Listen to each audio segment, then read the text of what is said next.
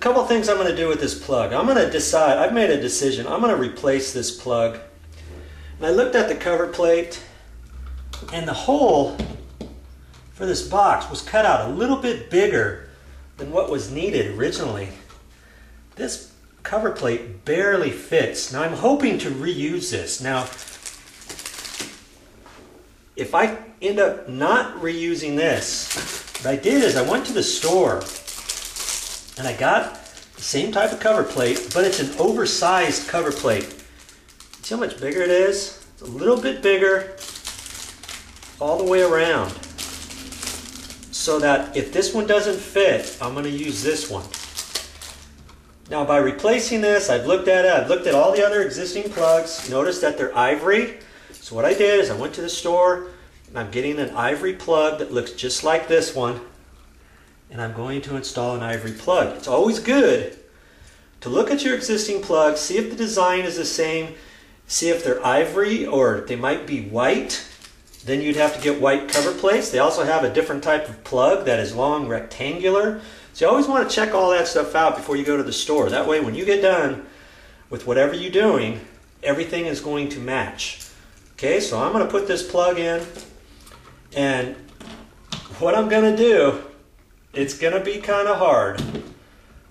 I'm going to take this box out. This box is nailed to an existing stud. There's a stud right here. And this is nailed with nails on it, and I'm going to have to cut that out. And then I'm going to install this box here. This is called a cut-in box. It's got flaps on it, like this.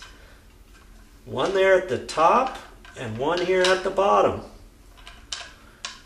And what I'm going to do is take that out, and then I'm going to put this box in there. And what happens is, after you put it in, you take your screwdriver, you put it in the screw, you make sure it's pushed in all the way like that. And then when you get ready to tighten it, the flapper flaps up behind the sheetrock. Then you tighten this up and it draws this in towards the box. This box has little flanges on it, so when I put it in there, these flanges are going to fit on top of the sheetrock. So I'm going to cut that out first and then measure and make sure this box is going to fit in there, and then decide how I'm going to get that in there and get it to hold. Okay, so that's our project. If you've never put one of these boxes in, it's pretty cool. You need to watch this video.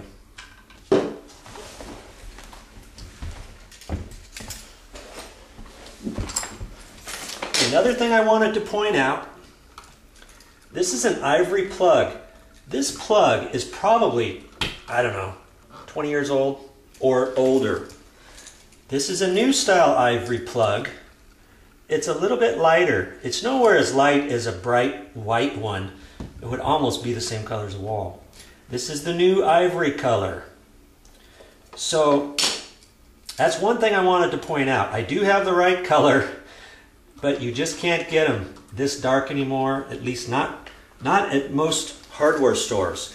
The other thing I did is I looked at this plug, and most of these plugs are 15 amp plugs. Sometimes you get a 20 amp plug that might be hooked up to some other 20 amp plugs and a 20 amp circuit. So I checked that, that's a 15 amp. So I got a 15 amp plug. You can get these plugs 20 amp or 15. So it's important to get the same one that you have in the wall. Okay? Just wanted to share that with you.